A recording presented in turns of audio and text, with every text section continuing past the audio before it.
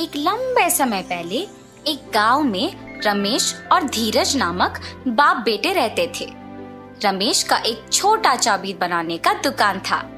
धीरज भी छोटी उम्र से अपने पिताजी के साथ रह के चाबी बनाना सीख के उनके साथ बनाता था।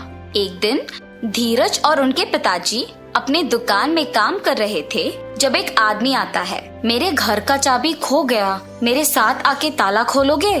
धीरज, बेटा तुम यहीं रह के दुकान को संभालो, मैं जाके घर का ताला खोल के आता हूँ। ऐसे कहकर उस आदमी के साथ जाता है। बहुत दूर चलने के बाद, यही मेरा घर है, ताला खोलिए।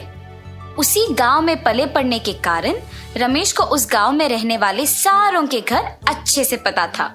उस आदमी के दिखाए हुए घर रमेश के पहचान के वालों का होने पर वो सोच में पड़ जाता है।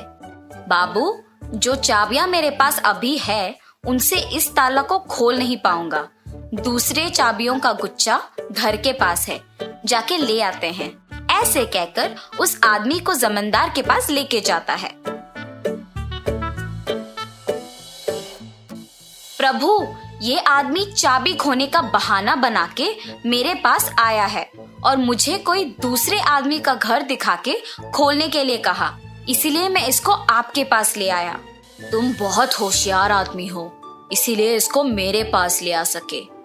ऐसे जमींदार रमेश की तारीफ करता है और रमेश अपना दुकान वापस चला जाता है। पिताजी, आपने ताला खोला? और जो भी हुआ धीरज के पिता उसे बताते हैं। धीरज, हमारे पास ताला बनवाने के लिए बहुत सारे लोग आएंगे बेटा। उनमें अच्छे और बुरे दोनों तरह के आदमी होंगे, इसीलिए हमें होशियारी से काम करना चाहिए। कुछ साल बाद धीरज के पिताजी का देहांत हो जाता है और धीरज अकेले ताला बनाते हुए दुकान चलाता है। धीरज कोई भी तरह का ताला बनाने के काबिल बन जाता है। एक दिन धीरज के दुकान को एक आदमी आता है। मुझे इस चाबी का एक नकल बना के दे सकते हो? जी हाँ, बिल्कुल, पर नई चाबी के लिए 500 रुपए लगेंगे। ठीक है, बना के दो। और धीरज वो नकली चाबी बना के देता है और गोपाल पैसे देके वहां से चला जाता है। अगले दिन भी गोपाल धीरज के पास एक और चाबी लेके उसी की तरह एक नया वाला बनाने के लिए कहता है।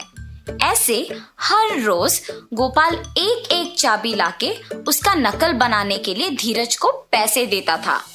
वैसे एक दिन जब गोपाल नया चाबी बनवाने धीरज के दुकान पर आता है। आप हर रोज नई चाबियां बनवाते हो, इतने सारे नकली चाबियों का आप करते क्या हो? चाबियों को खोने का डर से मैं इन्हें ऐसे बनवाते रहता हूँ। ये कहकर चाबी लेके वहां से चला जाता है। एक दिन जमींदार के पास उनके कुछ प्रजा आते हैं।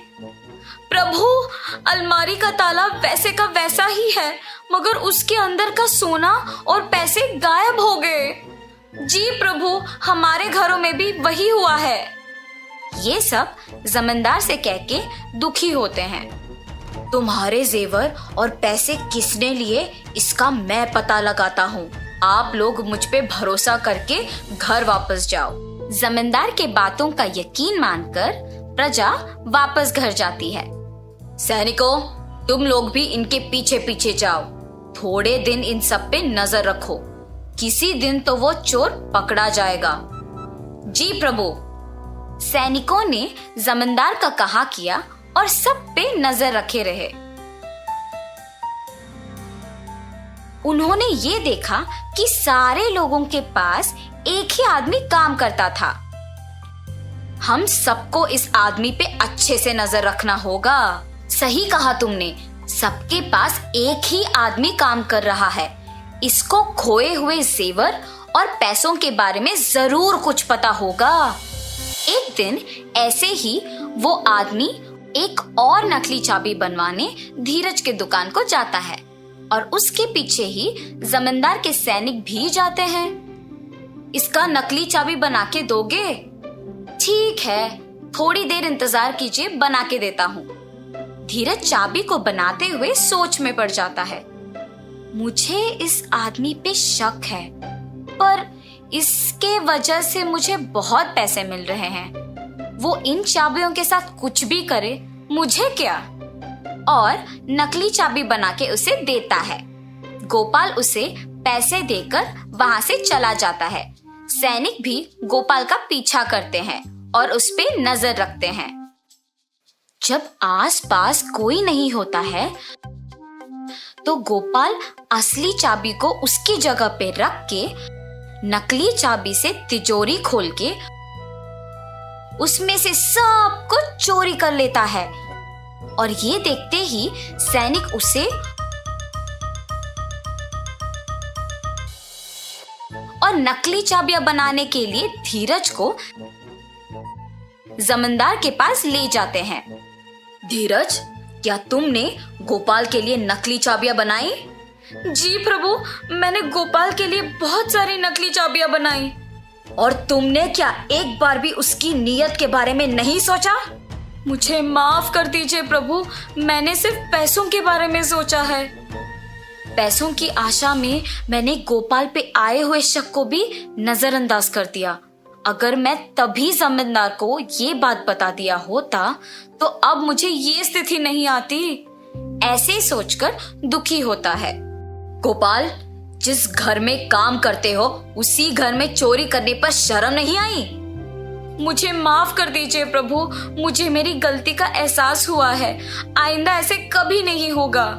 धीरज और गोपाल को उनकी गलतियों का एहसास होने पर जमींदार उन्हें माफ कर देता है। ठीक है, अब से तुम दोनों ईमानदारी से काम करोगे। जी प्रभु, अब से मैं पैसों की आशा के लिए गलत रास्ता नहीं पकड़ूंगा और अपना काम इज्जत से करूंगा। अब से मैं किसी को भी धोखा नहीं दूंगा और ईमानदारी से काम करूंगा।